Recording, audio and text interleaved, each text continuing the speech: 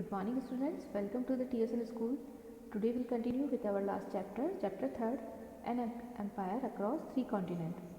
Now this is our last portion of this chapter, so come to the page number 72, last paragraph. The traditional religious culture of the classical world, both Greek and Roman, had been polytheist, that is it involved a multiplicity of cults that included both Roman Italian gods like Jupiter, Juno, Minerva and Mars, as well as numerous Greek and Eastern deities worshipped in thousands of temples, shrines and sanctuaries throughout the empire. Polytheists had no common name or label to describe themselves. The other great religious traditions in the empire was Judaism, but Judaism was not a monolith either, and there was a great deal of diversity within the Jewish communities of late antiquity. Thus, the Christianization of the empire in the 4th and 5th century was a gradual and complex process. Polytheism did not disappear overnight, especially in the western provinces where the Christian bishop waged a running battle against beliefs and practices. They condemned more than the Christian laity did. The boundaries between religious communities were much more fluid in the 4th century than they would become thanks to the repeated efforts of religious leaders. The powerful bishops who now led the church to rein in their followers and enforce a more rigid set of beliefs and practices. हम Roman empire की last antiquity के बारे में पढ़ रहे हैं, जिसमें last video में हमने पढ़ा था कि जो डिक्लाइन है रोमन एम्पायर का वो 4th सेंचुरी से 7th सेंचुरी के टाइम के बीच का था, जिसमें डायक्लिशियन एम्पायर आए और कॉन्स्टेंटाइन आए। डायक्लिशियन ने अपना जो रोमन एम्पायर था उसको कट बैक किया, उसको बाउंड्रीज़ को शॉर्ट किया और जो इम्पोर्टेंट था बस वहीं तक उसको सीमित कर दिया। उसके बाद कॉन्स्टेंटाइन ने अपनी नई मॉनेटरी सिस्टम स्टार्ट किया था और अपनी नई किंगडम बनाई थी, जिसकी वजह से जो बाहर से उन पे बार बार अटैक हो रहे थे उनसे बचने के लिए, रक्षा अपने जो एम्पायर है उसको बचाने के लिए कॉन्स्टेंटाइनोपल को नया किंगडम बनाया था, जो अपने तीनों तरफ से पानी से घिरा हुआ था, ताकि अगर कोई अटैक होता है तो पानी में मोस्टली पहले तो कोई करेगा नहीं, और अगर इस तरह से कोई आक्रमण होता है, कोई अटैक होता है तो दूर से ही नज़र आ जाता था। तो इसलिए अपने एम्पायर की सिक्योरिटी के लिए उसने स्टेप उठाए थे। इसके बाद हमने पढ़ा था कि क्रिश्चियनिटी जो थी उसको स्टेट रिलीजियस बना दिया गया था। तो कॉन्स्टेंटाइन जो था फर्स्ट किंग था जिसने क्रिश्चियन रिलीजियस को एक्सेप्ट किया था, क्रिश्चियन धर्म को अपनाया था। तो उसके बाद उसने क्रिश्चियनिटी को स्टेट रिलीजियस बना दिया। और क्योंकि स्टार्टिंग में हमने पढ़ा है कि जो रोमन एम्पायर है उसमें बहुत ज़्यादा डाइवर्सिटी थी, बहुत जगह से लोग, अलग अलग जगह से लोग आए थे, प्रोविंसेस से लोग आकर वहाँ रहने लगे थे। इसकी वजह से वहाँ डाइवर्सिटीज़ भी बहुत ज़्यादा थी, तो उसकी वजह से लोगों के बीच डिसएग्रीमेंट्स भी होते रहते थे। और सबसे मेन रीज़न था इनका रिलीजियस यानी धर्म। तो जब रोमन एम्पायर का जो स्टेट रिलीजियस है वो क्रिश्चियनिटी बना दिया गया था, तो उसके बाद में पूरे एम्पायर का धीरे धीरे क्रिश्चियनाइजेशन होने लगा था। और इसके पीछे भी कई रीज़न है, क्योंकि बहुत ज़्यादा डाइवर्सिटी थी, तो वहाँ पर लोगों के अलग अलग धर्म थे, अलग अलग उनके बिलीफ थे और उनके रिचुअल्स थे, जिसमें बहुदेववाद या जिसको पॉलीथियाज्म कहते हैं, अलग अलग देवताओं में उनकी मान्यता थी। तो इसके लिए बहुत थाउजेंड्स की संख्या में टेम्पल, श्राइन्स और सेंचुरीज बनी हुई थी। तो क्रिश्चियनिटी की वजह से उसमें एक देववाद को बढ़ावा दिया जाता है, एक ही गॉड को माना जाता है, उसी की उपासना पर बल दिया जाता है। वैसे तो वहाँ पर जुडिज्म था जिसे यहूदी धर्म कहते हैं, लेकिन वो भी उसमें भी इस एक देववाद की व्यवस्था नहीं थी, वहाँ पर भी बहुत सारी कह सकते कॉन्फ्लिक्ट थे, या फिर मोनोलिथ नहीं था वो भी, यानी एक देववाद उसमें भी नहीं था, उसकी भी अलग अलग रिचुअल्स थे, बहुत से तरीके थे। तो इस तरह से लोग अलग अलग बटे हुए थे धर्मों में अपनी मान्यताओं के। तो कुछ लोग ऐसे भी थे जो इनमें फिट नहीं होते थे, तो उनके लिए जो ईसाई धर्म है या क्रिश्चियनिज्म है वो उन्हें बेटर लगा। तो और इसके साथ ही जो बिशप्स थे या जो ग्रुप थे, उन्होंने भी जो बाकी धर्म वहाँ पर थे उनकी निंदा करना, उसकी विरोध करना शुरू कर दिया, कमियां निकालना शुरू कर दिया। तो जो पॉलीथियाज्म था वो एक ही रात में या रातों रात ही डिसिपेट नहीं हुआ, बल्कि जो क्रिश्चियनाइजेशन का प्रोसेस था वो बहुत ही ग्रेजुअली और कॉम्प्लेक्स प्रोसेस था, जो कि 3rd और 4th और 5th सेंचुरी में लगातार चलता रहा था। इसके बाद 4th जो सेंचुरी थी तब तक जो अलग अलग रिलीजन्स थे उनके बीच जो बाउंड्रीज थी वो इतनी ज़्यादा हार्ड नहीं थी या इतनी कठोरता नहीं थी उनके बीच में। लेकिन उसके बाद धीरे धीरे जो बिशप थे या जो धार्मिक ग्रुप्स थे उनके प्रयासों से उनमें कट्टरता आती गई, और बिशप्स जो कि चर्च के मेन लीडर होते थे उस समय में 4th सेंचुरी के बाद से, उन्होंने जो अपने फॉलोअर्स थे उनको एनफोर्स किया, उनको अपने बिलीव्स और जो प्रैक्टिसेस थे उनके पालन करने के लिए, उनको कठोरता से पालन करवाने के लिए उनको एनफोर्स करने लगे। The general prosperity was specially marked in the east where population was still expanding till the 6th century despite the impact of the plague which affected the Mediterranean in the 540s.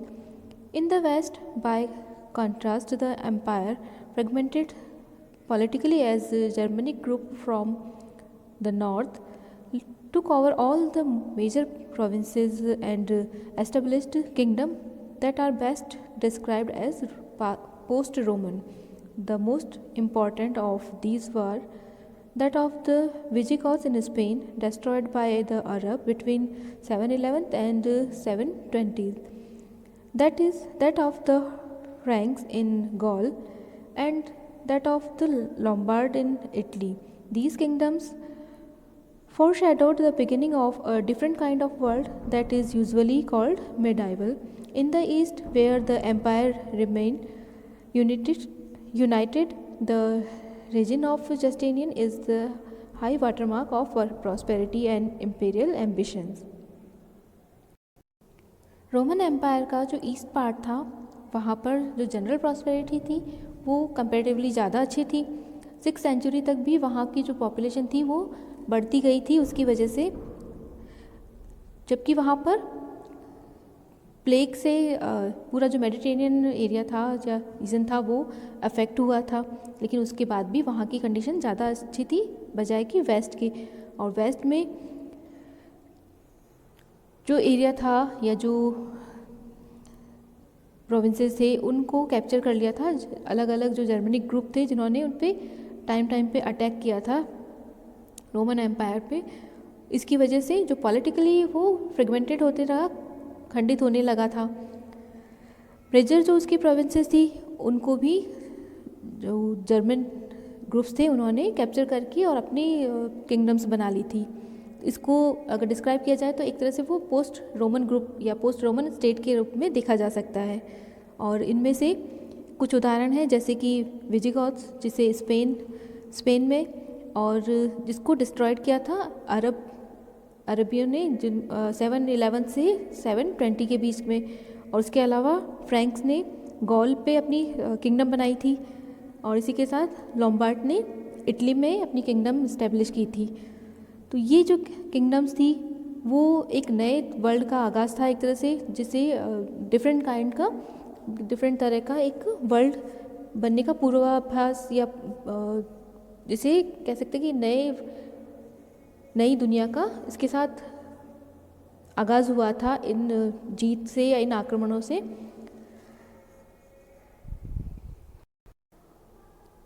जिसे आमतौर पर medieval या मध्यकाल के रूप में जाना जाता है इस पीरियड को।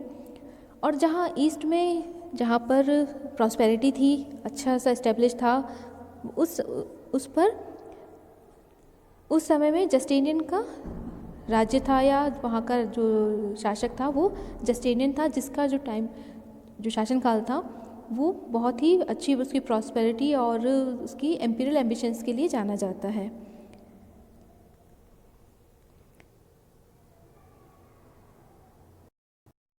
Justinian recaptured Africa from the Vandals, but his recovery of Italy left with country devastated and paved the way for the Lombard invasion. By the early 7th century, the war between Rome and Iran had flared up again, and the Sasanians, who had ruled Iraq since the 3rd century, launched a wholesale invasion of all the major eastern provinces. When Byzantine, as the Roman Empire was now increasingly known, recovered these provinces in the 620s, it was just a few years away, literally, for the final major blow, which came with this time from the southeast.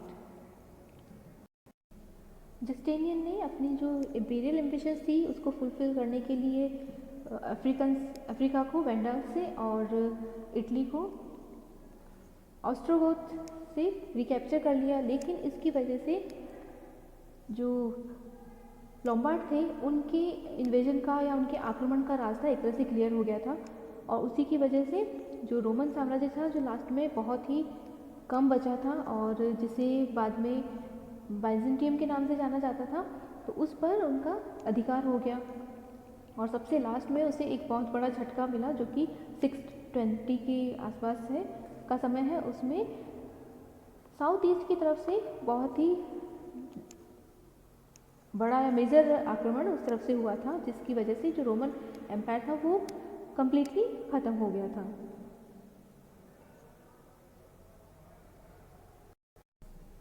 The extension of Islam from its beginnings in Arabia has been called the greatest political revolution ever to occur in the history of the ancient world. By 642, barely 10 years after the Prophet Muhammad's death, large parts of both the Eastern Roman and Sasanian Empire had fallen to the Arab in a series of stunning confrontation. However, we should bear in mind that those conquests, which eventually extended as far afield as Spain, Sindh and Central Asia, began in fact with the subjection of the Arab tribes by the emerging Islamic states, first within Arabia and then in the Syrian desert and on the fringes of Iraq. As we will see in theme 4, the unification of the Arabian Peninsula and its numerous tribes was the key factor behind the territorial expansion of Islam. इस्लाम धर्म का जो विस्तार हुआ था वो अरब से शुरू हुआ था और उसे द ग्रेटेस्ट पॉलिटिकल रेवोल्यूशन के नाम से जाना जाता है। एक बहुत